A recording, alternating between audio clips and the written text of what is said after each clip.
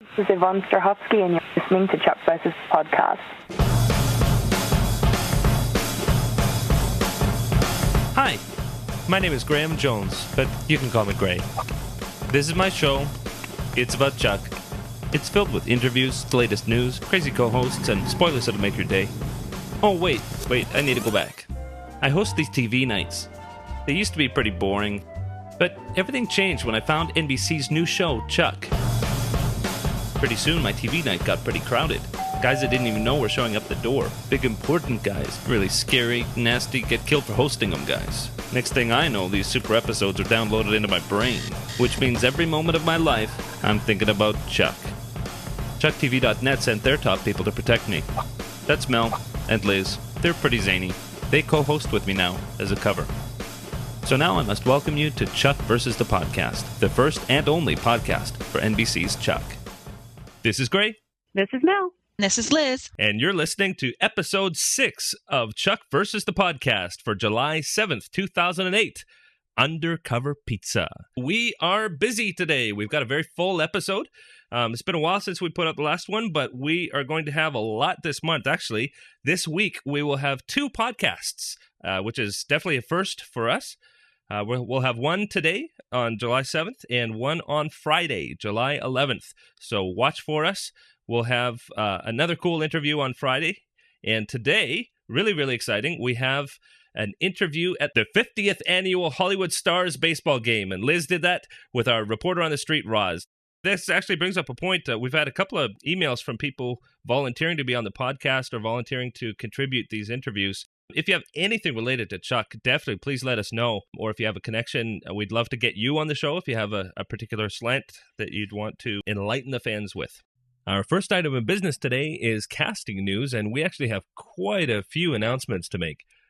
First up, we have that Tony Hale, the Arrested Development alumnus, will play Emmett, the new assistant manager of the Buy More. An efficiency expert, he is sent in by Buy More Corporate and decides to stay on when he realizes how poorly run the store is. And next, really, really exciting, I think, is John Larroquette, who has been most recently seen on Boston Legal. Larroquette has a recurring role as a former 007 who is supposed to mentor Chuck in the ways of espionage. I personally loved the show Night Court when it was on, and John was great in that show. I haven't seen him in a lot of other stuff, but that is going to be so fun seeing him on Chuck. Oh, that's going to be fun. Well, moving right along, Melinda Clarke from The OC, who played Marissa's mom and definitely was a force to be reckoned with on The OC, is set to appear in the second episode of Chuck, his second season, playing Sasha Banachek, a she-devil whom Chuck can only defeat with the help of a legendary womanizer played by John Larroquette. We get a little more detail about John. That's going to be fun. She is a really, really powerful presence on screen and loves playing the evil villain. That's going to be a good match. I'm looking forward to seeing the two of them spar with each other on screen. Yeah. Mm-hmm. And then also Michael Clark Duncan, best known for the film The Green Mile. Duncan will appear in the season premiere as a villain who likes to dangle Chuck out of windows. In addition to other nefarious pastimes. I love Michael Clark Duncan. He is also really, really powerful on screen. He just has such a commanding presence, and he can obviously do a very wide range of characters, so that's going to be really fun. Mm-hmm. He is really cool. When I saw that casting notice, I thought, that is really awesome. That's an excellent villain for our season premiere. Yeah. Well, next up, we've got Michael Strahan. He's the ex-New York Giants Super Bowl champ. He's moving into acting and television now. He shows up in episode 3 as Mitt, the manager of a sporting goods store near the Buy More. And when Mitt's employees start using the Buy More's home theater room as their personal lunch/game room, I believe Madden 2009 is on the menu there, Morgan has to confront Mitt in a mighty showdown. Kind of smacks of David and Goliath there. So it'll be interesting to see how that turns out. Yeah, and I remember reading, was it on your website that they were talking about how much fun they had? Yeah, Michael Strahan was only going to be on once as Mitt, but apparently he did so well and they just clicked so well with the cast that Josh Schwartz, the creator, is considering bringing him back in as a semi-recurring character. That ought to be interesting. I'm looking forward to seeing him because I just can't imagine him being in an acting role. I just can't. Yeah, from everything I've heard, he does really well. Everybody was just completely blown away with him, so it should be fun to watch. And next up, probably the biggest news that's come out in this past week is that Nicole Richie has signed on for a guest spot. She's going to guest star in episode 4 as a snarky and spiteful girl who tortured Sarah during high school. And again, this is, for our spoiler phobes, this is going to be a kind of a spoilery description. In this episode, Sarah must face her fears when she is forced to attend her 10-year high school reunion for a mission with Chuck as her date, and she runs into Nicole's character there. So that's going to be giving us some additional insight into Sarah's past. Which ought to be cool. Yeah. That should be an emotional episode, don't you think? I would think so. I mean, goodness, high school, it's always emotional. And depending on how they spin that, too, they can really play with how Sarah can't reveal herself as a spy, and so she can't retaliate. Yes. Yeah, that's going to be interesting. Yes, it is. Then next up, we have Ben Savage, who will appear in that same episode. He is from Boy Meets World. If any of you remember, he's come a long way since then. He will be playing the geeky husband of Nicole Richie's character, who may be involved in something nefarious. Dun, dun, dun. Ben Savage. Now, his brother Fred was in The Princess Bride. Mm-hmm. And apparently Ben credits his brother for getting him into acting. That's pretty cool. And then I guess Fred was also the star of the Wonder Years for several years, so they both kind of had success as teen actors in their own shows, which is pretty neat. Yeah. Well, looking at this cast list, boy, 1, 2, 3, 4, 5, 6, 7 really significant actors here. These are going to be great guest appearances, and I hope we see some of them as recurring roles on the show. Yeah, it's a pretty good lineup for those first 4 episodes. I can't wait to see who else they get. Yeah. Mm-hmm. So, Mel, you've got some news about Comic-Con, which is coming right up. Yes, it is. It's in just a few weeks here. The Chuck panel, it's been tentatively announced. It's not official yet. It's going to be on Saturday afternoon during Comic-Con, which would be July the 26th. And Liz and I and Roz will all be there to cover it for ChuckTV.net and for Chuck versus the podcast. We're hoping to get some really good reports back for everybody. There's no confirmation yet about who exactly will be there, but after last year's very successful panel, we're expecting most of the cast members, plus Josh Schwartz, is going to be there. So we're really looking forward to covering that for everybody. And if you have any questions that you'd like for us to ask the cast or Josh Schwartz, send them in and we'll see what we can do. And also while we're out there, we're planning to tour the Warner Brothers lot where Chuck is filmed, and we're going to have some inside information about that on our next podcast. Very cool. I wish I could come to Comic-Con maybe next year. Maybe. They were there last year. I'm wondering if this is going to be an annual occurrence for the Chuck crew. It's certainly a good fit for them. Yeah, especially with the comic book. I guess the Chuck comic book, the preview of issue number 2 is now available, and you'll be seeing it here in the podcast feed. I hope that I can get my hands on those soon. They look really, really cool. Actually, that reminds me, very, very exciting on a personal note, the TV show that I shared with everybody that I've been working on, Ink, Alter Egos Exposed, about comic book authors and the deeper themes of comic books, started to air here in Canada a few weeks ago and has been getting some really great reviews, including TV Guide gave it a great review, and there's been some real positive press. And lots of people are sharing that they want to see it in the States. So if you want to see it in the States, which I'm sure if you saw it, you would love it. You can go to, the link will be in the feed, but you can go to vidcan.com/ink to see a little preview of it. And also there's a place where you can click to send an email to Sci-Fi or USA networks and ask to get it on your network. Very cool. And if anyone wants autographs from Gray, you'll have to send us emails through mail at chuckpodcast.com. Very funny. Our own celebrity. Yeah. And actually, my episodes of Property Virgins on HGTV US are going to be airing actually probably either this week or next week. So watch for those as well. My first episode is called Stan and Merrily. What's the name of the series again? It's called Property Virgins on HGTV. Very cool. And there's some really, really fun stuff on chucktv.net, including something about Hellboy. You have to go to chucktv.net and take a look at that video clip of the commercial promoting the new Hellboy video game. The commercial is with Chuck and Hellboy playing a video game, and they're talking about having how cool it is and having fans. It is just a very, very funny whimsical video clip, and my son was watching it with me, and he is a big Hellboy fan. And of course, because he's only 8 years old, we don't let him to say the word hell, so he calls him Heck Boy. So he was tickled to pieces to see this video, because he watches Chuck as well, to see this video clip of Chuck and Heck Boy playing video games, which is what he loves to do. It was very, very funny. You have to check it out. It is a hilarious clip, and they're complaining about how the government won't let them go out and do anything, so they're stuck indoors playing video games. It's funny. It's pretty ingenious. Yeah, I love that stuff. Very, very exciting. Joshua Gomez and Zachary Levi, who of course play Chuck and his mighty sidekick on the show, played in the 50th annual Hollywood Stars game on Saturday, June 21st. And our field reporter, Roz, attended and filed a report with Liz.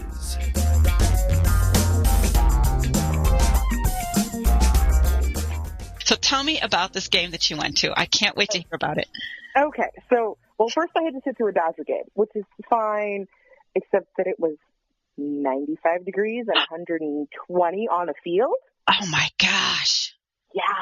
Oh. So by the time, and it went into extra innings, so by the time the celebrity game started, we were all ridiculously hot, and people had left, and so there were the few people that were staying for the celebrity game, and then everyone had to move down. So basically, if you've seen Dodger Stadium, there's 4 main sections that go up.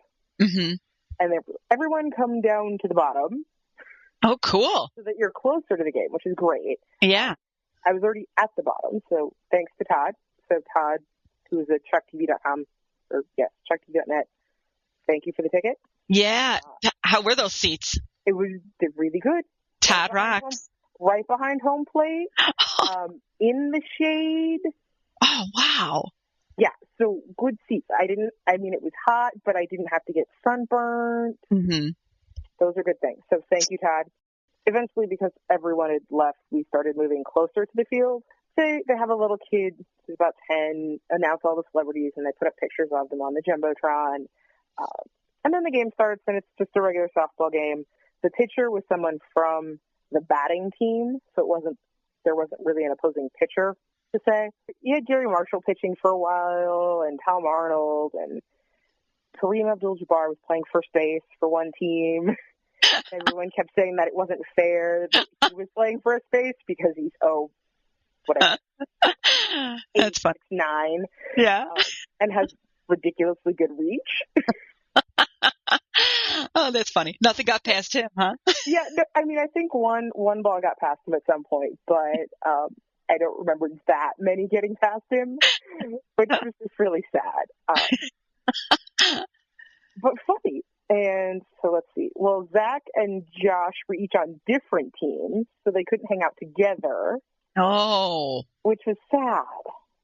Sad, but I bet it was interesting. It was, and they didn't actually interact until one point. At one point, Zach and Josh Zach started wearing what basically looks like an order of fries from McDonald's over his shirt. So there's a picture of Zach with like fries coming out from the side, from his shoulders, and Josh put on a piece of pizza. So he has sort of like a tunic, but it's in the shape of a slice of pizza. Awesome. And they were playing with these, and they weren't that hard to move around in, but it was still entertaining. So all of a sudden, I should be paying attention to the game, but instead I'm looking at Zach wearing a set of fries in the outfield, or I should be paying attention, and then there's Josh wearing his little piece of pizza. And you just had to keep looking at them. I'm sure there was a method to that. I'm sure there was. And every once in a while, I saw Zach go over and sign autographs for some people on the opposing side that he wasn't, on his the opposing side. Mm-hmm. There were people along first base, Mm-hmm. and his team was along third base. So he went over and signed at some point, and the team that Zach was playing for was winning, and then the team that Josh was playing for brought in a couple of Dodger ringers. Oh. So at one point, Delwyn Young, who had a horrible game, came in and pinch hit, I want to say, and hit a home run. And then sure, now. and I mean, it was a home run in the softball fence. I mean, they set up a perimeter, so they weren't actually playing a real. Yeah. The softball field is smaller than the baseball field. Yes, much smaller. I mean, they let people that had been in the outfield come onto the field and stand behind the makeshift perimeter. Yeah. There we go. Yeah. So there were people out there standing around. Mm-hmm. So Zach's team eventually won. Yay! Good. I don't think Zach actually had a hit. As the one time he made contact, I think he got thrown out. But then, because Zach and Josh are ridiculously nice, they were over signing autographs for people. My friend and I went over to sort of say hi to them and talk to them for a bit. And eventually the security guard for Dodger Stadium had to come over and say, "Hey guys, you gotta go. The grounds crew has to clean the field before tomorrow." Oh yeah. and Zach was like, "Oh, I want to sign more." And so he started signing for little kids. Aw. Yes. And that is about it. It was just sort of a fun way to wrap up the end of a very hot day in Los Angeles. So none of the other Chuck team was there? No. And I had asked, so when we went over to talk or get things signed or get pictures from Josh and Zach, I had asked Josh where Yvonne was. And he had said that she and Zach had been filming until 5 a.m. Yow. And so she decided not to come to the game. Mm-hmm. The actual baseball game started at 1. I think they probably started playing about 4:30, maybe 5. Mm-hmm. But Zach was crazy and still showed up and played and then signed autographs. Well, good for him. Yes, good for Josh and good for Zach. Oh Lord, I'm tired. Well, it's good that at least they showed up, and it looked like they were having fun. By the pictures, it looked like they were having a ball. They had a great time. But the Blue Man Group came out to help sort of rile and argue with Zach's team, so they started kicking dirt. And one of the guys in Blue Man Group had a sign from an optometrist. So they were asking Charlie Steiner if he could read and if he could see. I think they were complaining about a strike. Entertaining when you're watching a celebrity softball game. The Blue Man Group comes out and it's like, "Can you read this?" Yeah. It's funny anyway, in light of all the calls that are being made in baseball today that are kind of controversial. It is definitely funny, but it was fun, and that's the point. Oh, well, I'm glad you were able to get there. Yes, I'm glad too. And the pictures look awesome. Thank you. I tried, but the French fries and the pizza was fun. Okay. And it got referred to. He was referred to as Pete the. And I don't think Zach ever got a name for the French fries. And there was another guy dressed as a hot dog, and he was Frank Furter. Oh gosh. Yeah, they hammed it up. It was. Oh, well, we'll have to. Maybe we could have some of the podcast people give suggestions for the French fries, huh? Maybe. Well, I'm so glad you're able to go, Roz. Thank you so much for reporting back. Once again, thank you, Todd. You rock. Thank you, Todd. All right, dear.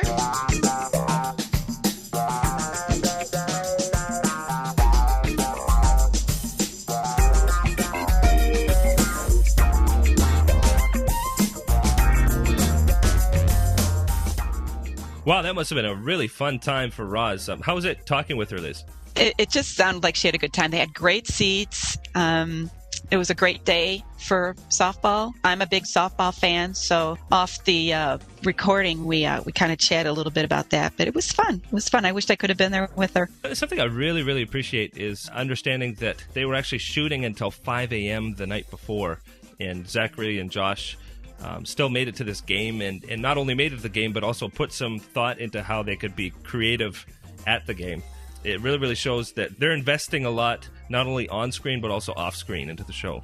Yeah, they're so full of energy. I couldn't help but wonder if they were just running on afterburners, But they're young. Yeah.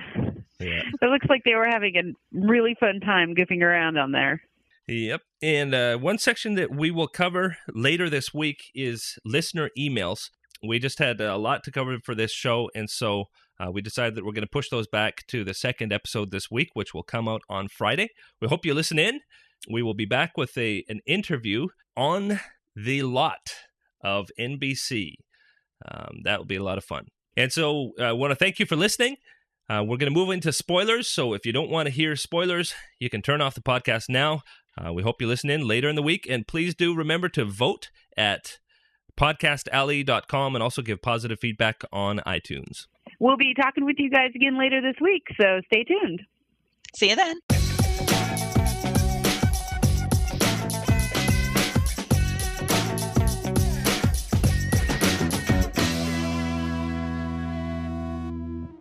And we're back with some spoilers from the first couple episodes, and actually we'll have some more spoilers later in the week. But first of all, we want to cover episode 2 of season 2. It's so exciting to finally have spoilers to talk about. I'm just practically giddy with this.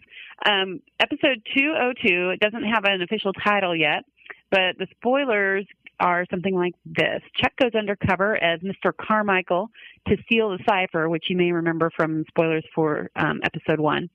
He goes undercover by seducing a woman named Sasha, who's going to be played by Melinda Clark, with offers of club soda. Way to go, Mr. Carmichael.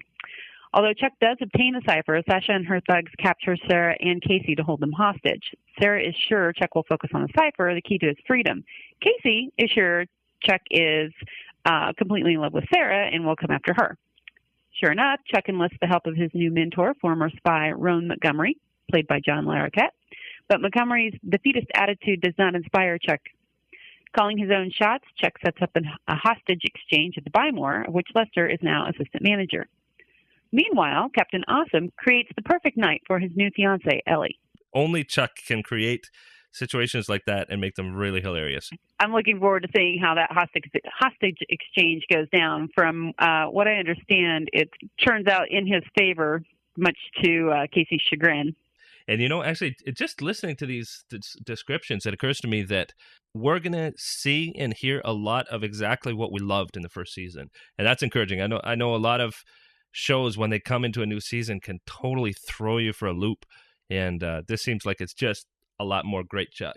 Yeah, I think the plan was to really do kind of a relaunch since the first season was so short, but still move the plot line forward. So it sounds like they have a really good handle on what they want the tone of the show to be and all the characters and everything. So we're getting some very well thought out storylines and characters. Yeah. And Liz, you've got some spoilers for episode 3? I do. Again, there doesn't seem to be a working title for it yet, but basically Lester uses his new upper management skills to delegate an unpleasant task to Morgan, getting the sports jock bullies to quit using the home theater room as their personal frat house. If only the lead sports jock hadn't dissed Anna, it all would have gone differently. Meanwhile, Chuck finds himself working with Casey, Sarah, and Bryce. Bryce is back? The erstwhile agent is back, still mixed up with Fulcrum and needing Team Bartowski's help. Fulcrum wants a decrypted microchip from a man named Von Hayes, but Bryce wants to get it first. He and Sarah go undercover at a lavish party thrown by Von Hayes, causing a jealous Chuck to risk losing his cover as a waiter at the same party. When Sarah finds herself out of commission, Chuck manages to broker a deal with Von Hayes for the microchip. Spying is stressful, though, and things don't go quite according to plan. No, really? I can't imagine that. It sounds like Chuck is being kind of thrown out on his own a few times here to see how he handles being a spy. Mm-hmm. I did want to mention that there's quite a lively discussion about season 2 going on the ChuckTV.net forum. You all are welcome to join in. It's ChuckTV.net/forum, and then of course you just register and start posting. The season 2 spoiler discussion. There's quite a lot going on in there, and I'm going to say that probably half of it is right on target, and the other half, well, maybe not so much. But it certainly is fun to read what y'all are saying. Very, very cool, and please keep it up. Well, it sounds like there's a lot of exciting Chuck coming, and we'll give you some more spoilers later in the week on Friday. Please listen in for our interview, and want to thank you so much for listening. And I wanted to give a shout out to Vern and the boys. Look forward to hearing from you guys soon. Take care. See you next time.